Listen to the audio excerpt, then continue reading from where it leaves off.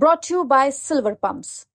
Top quality और consistent performance के लिए सिर्फ सिल्वर पंप नाम याद रखना। जब उधर से ईंटें पत्थर चलने लगे, पुलिस को लगने लगे, हम लोगों को लगने लगे। उधर से कौन चला रहा था ईंटें? उधर सांसद के लोग और समाजवादी पार्टी के लोग पहले से वहाँ पर मौजूद थे। 400 की संख्या में पहले से लोग थे। आप जितनी कुर्सियां वहाँ पे हैं, आप जाके देख लीजिए कि उन्हीं लोगों ने तोड़फोड़ करी है, उन्हीं लोगों ने, वो लोग तो इम्पैक्ट किए हम लोगों पे। इनके घर के सामने इफ्तार पार्टी चल रही थी और 400 से ज्यादा की संख्या में लोग थे और प्री प्लान लोग थे। वो उन लोगों के समाजवादी पार्टी से फंडेड लोग जो वहाँ पे थे, सांसद के प्री प्लान के लोग थे, उन लोगों ने हम लोगों के सरों पे ईंटें पत्थर चलाए हैं। उत्तर प्रदेश में राणा सांगा को लेकर जिस तरीके से पहले विवादित टिप्पणी हुई और उसके बाद पूरा विवाद उत्पन्न हुआ, करणी सेना के लोग अलीगढ़ पहुंचकर वहां पर वाद विवाद हुआ, हिंसा हुई। आरोप लगा कि जिस तरीके से अटैक हुआ उसमें समाजवादी पार्टी के लोग भी शामिल थे और लगातार इसको लेकर फिर एक वीडियो भी जारी होता है जिसमें कहा जाता है कि वो तब तक पीछे नहीं हटेंगे करणी सेना जब तक वो पूरा माफी नहीं मांग लेते, यानी कि जो सांसद हैं।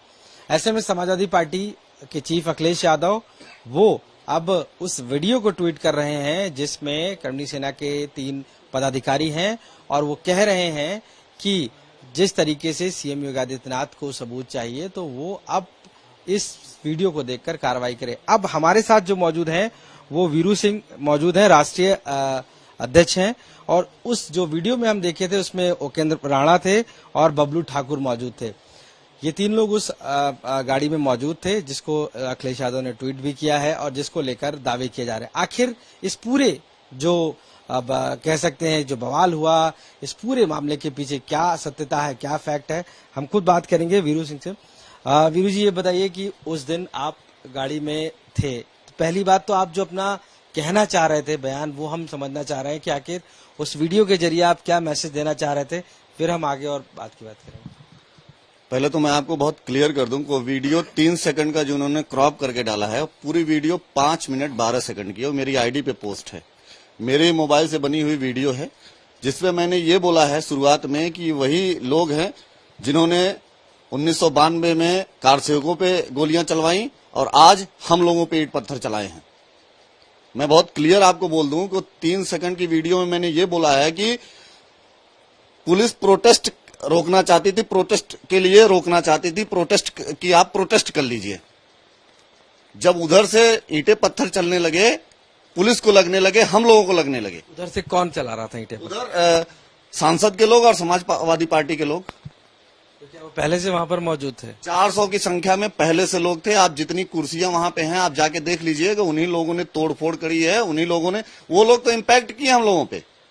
ईंटें पत्थर मारना शुरुआत करना, विजुअल आप देखिए, ऊपर से पत्थर मारे जा रहे थे, घर के अंदर से पत्थर मारे जा रहे थे, बेसमेंट से पत्थर मारे जा रहे थे। आरोप ये लगा कि करणी सेना वहां पर बुलडोजर लेके पहुंचती है और वहीं से प्रशासन के साथ झड़प होती है, ये दिखाया गया। और अखिलेश यादव भी जो 3 सेकंड का वीडियो ट्वीट कर रहे हैं बार बार, वो भी यही कह रहे हैं कि देखिए प्रशासन के साथ मिलकर किस तरीके से हिंसा हुई। बुलडोजर उनके घर से 12 किलोमीटर पहले पुलिस ने रोक लिया था। कोई ऐसी वीडियो मुझे दिखा दे कोई कि वहां बुलडोजर लेके पहुंचे थे। 12 किलोमीटर पहले हमारे लोगों को रोक लिया गया। पुलिस तो हम चाहती ही नहीं थी कि हम लोग वहां पहुंचे, वो जितना कर सकती थी उतना की है। पुलिस जिस तरीके से पुलिस ने लाठीचार्ज करी है हम लोगों के ऊपर। मेरे पैर में फ्रैक्चर हुआ है, मेरा पैर फ्रैक्चर है, मेरे राष्ट्रीय उपाध्यक्ष का सर फट गया है, मेरे 9 लोगों के हाथ पैर टूटे हैं, 57 से ज्यादा दर्द बहुत है, 57 से ज्यादा संख्या में लोगों को चोटें लगी हैं। एक बच्चे को तो 47 टांके सर में लगे हैं।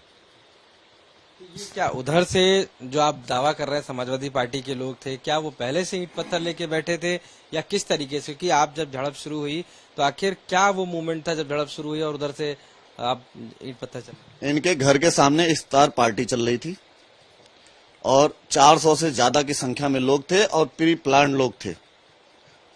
उस मोहल्ले के बारे में ना मुझे कुछ पता था, ना किसी को कुछ पता था। हम लोगों के हाथ में कुछ नहीं था, निहत्थे थे, और निहत्थे लोग किसी के साथ क्या कर सकते हैं।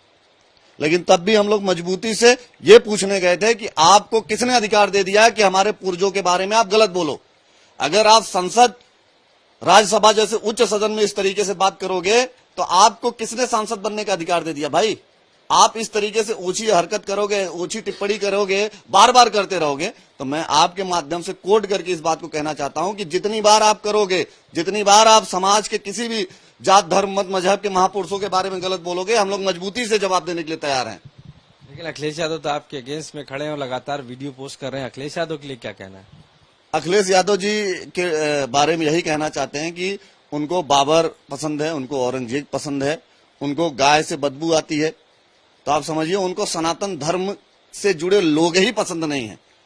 तब भी नहीं पसंद थे जब कार सेवकों पे गोली चली थी, आज भी पसंद नहीं है जब हम अपने हक हकूक की बात करने के लिए वहां जाके उनके सांसद से पूछना चाह रहे थे। उनको दिक्कत है, उनको दिक्कत हर इंसान से है जो उनके बीच में रोड़ा बनना चाहता है, हर उस जाति से है जो उनसे आगे बढ़ना चाहता है। मैं दलितों की चिंतक की बात कर रहा हूं। आप वही समाजवादी पार्टी की सरकार है जो बहन जी के कपड़े को फाड़ती है, गेस्ट हाउस कांड कराती है, उसके बाद यहीं पे जैसे 2012 में उनकी सरकार बनती है, दूसरे दिन मायावती और कांसीराम जी के मूर्ति को ही तोड़ दिया जाता है। मैं ये कहता हूं इतने बड़े दलित चिंतक हैं तो आज वो पीडीए का फार्मूला बोल रहे हैं ना, परिवार डेवलपमेंट अथॉरिटी की जगह पे कुछ है नहीं। आज वो उनको कहना चाहिए, आज मैं कोट कर रहा हूं आपके माध्यम से, वो अपनी जगह पे किसी दलित को सीएम रिप्रेजेंट कर दें, हम मजबूती से साथ खड़े रहेंगे। खरनी सेना इतने लोग वहां पर पहुंचे, आपको देखा हमने कि खून से लथपथ रहे, वीडियोस में भी दिखा, तो आखिर वो जो चोटें आई हैं क्या वो प्रशासन के जरिए आई हैं या वो किसी और के जरिए? वो उन लोगों के समाजवादी पार्टी से फंडेड लोग जो वहां पे थे, सांसद के प्री प्लान के लोग थे, उन लोगों ने हम लोगों के सरों पे ईंटे पत्थर चलाए हैं। मेरे राष्ट्रीय उपाध्यक्ष जी का सर फूटा, मैंने आपको विजुअल में दे दूंगा, आप चला दीजिएगा उसको। मैं उनको अपने ऊपर उठाया हूं, मेरे ऊपर तमाम ब्लड रहा, मेरे पैर में चोटें लगी हैं, कमर में चोटें लगी हैं, मेरे एक भाई के सर में 47 टांके लगे हैं, इतना खून, नाली बह रही थी खून की। वो तो मारने के लिए आए थे भाई। हम लोगों के ऊपर एफआईआर पुलिस कर रहे, पहले पुलिस उन लोगों के ऊपर एफआईआर करे। हम लोगों का एफआईआर दर्ज हो कि हम लोगों को मारने का प्लान किया गया था वहां पे। हिंदुस्तान में फ्रीडम ऑफ स्पीच और फ्रीडम ऑफ एक्सप्रेशन है, तो मैं हिंदुस्तान का नागरिक हूं, मेरा अधिकार है कि मैं आगरा में जाके अपनी बात रख पाऊं। हम लोग अपनी बात रखने गए थे। जिस तरीके से जो सांसद हैं दलित रामजी लाल, उन्होंने टिप्पणी की, उसके बाद इस तरीके शुरू हुआ, कहा गया कि जो करनी सेना है वो बदला लेने पहुंच गई वहां पर और इस तरीके का पथराव शुरू हुआ, इस तरीके से उन्होंने बुलडोजर, तो कहीं ना कहीं आरोप आप पर पहले लगे कि आप लोग वहां पर पूरी फोर्स के साथ, पूरे करनी सेना जो ऐसी ऑर्गेनाइजेशन है जो उसको बंद किया जाना चाहिए, इस तरीके की मांग भी उठी कि वो अपना खुद बदला लेने चले जाते हैं। वहीं कुछ दूरी पर सीएम योगी आदित्यनाथ भी मौजूद। जिस तरीके से समाजवादी पार्टी के ट्वीट के बाद, वीडियो के बाद, तो मुझे पता चला कि सांसद जी दलित हैं। मुझे उससे पहले कुछ नहीं पता था, किसी को कुछ नहीं पता था कि वो किस जात, किस मत मजहब से हैं, मुझे नहीं पता है। और अगर करनी सेना को बैन करने की बात कर रहे हैं, समाजवादी पार्टी को बैन कराए पहले, शुरुआत उन्होंने करी, उनके सांसद ने करी है। बैन अगर करनी सेना होगी तो समाजवादी पार्टी को पहले बैन करना चाहिए, क्योंकि शुरुआत उनके द्वारा किया गया है।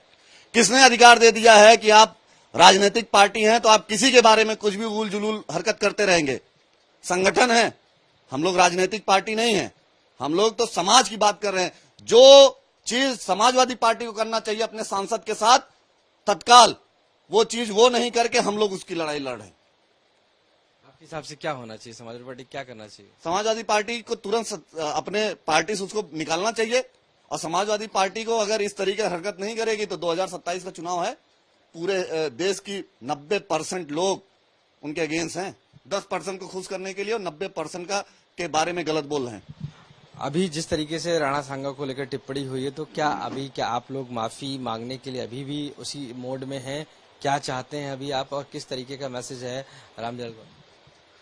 आगरा के बगल में राजस्थान बॉर्डर है, धौलपुर जगह है जहां पे राणा सांगा जी की स्मृति है। जाके नाक रगड़े, तब हिंदुस्तान का एक नागरिक माफ करेगा।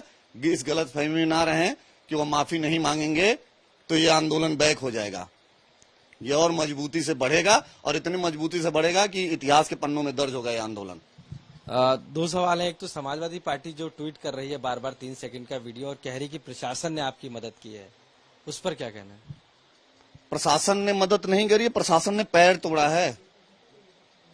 प्रशासन की लाठियां हम लोग खाए हैं।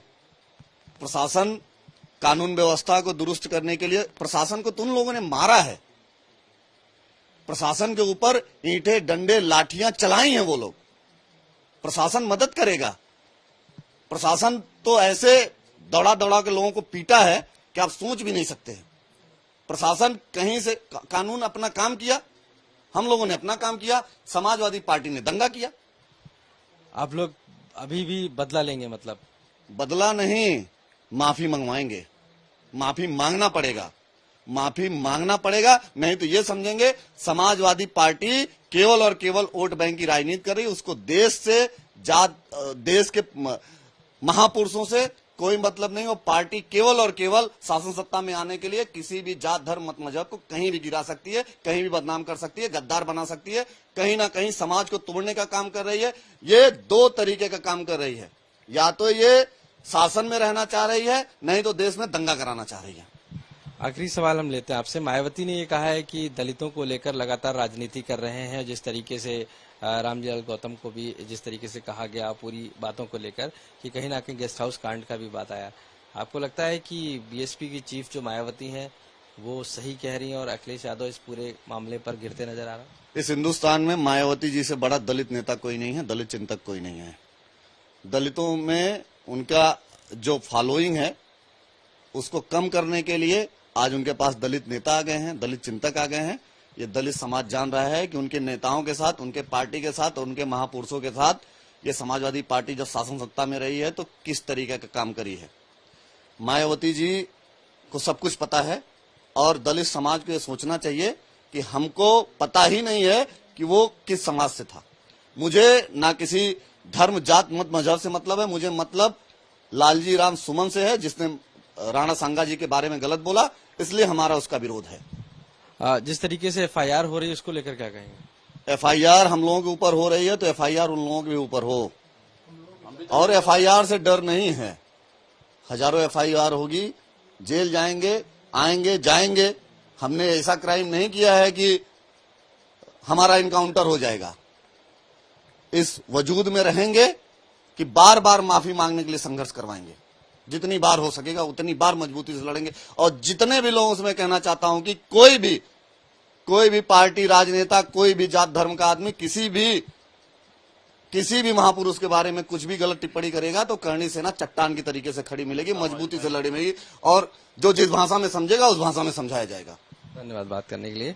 तो ईरू सिंह जी, साफ तौर से मानना है कि जो जिस भाषा में बात करेगा उस भाषा में उसको समझाया जाएगा, और जो भी महापुरुषों के बारे में अभद्र टिप्पणी करेगा उसके खिलाफ करणी सेना खड़ी रहेगी। और चेतावनी भी दी है कि जब तक नाक रगड़कर सांसद माफी नहीं मांगते हैं तब तक करणी सेना चुप नहीं बैठेगी।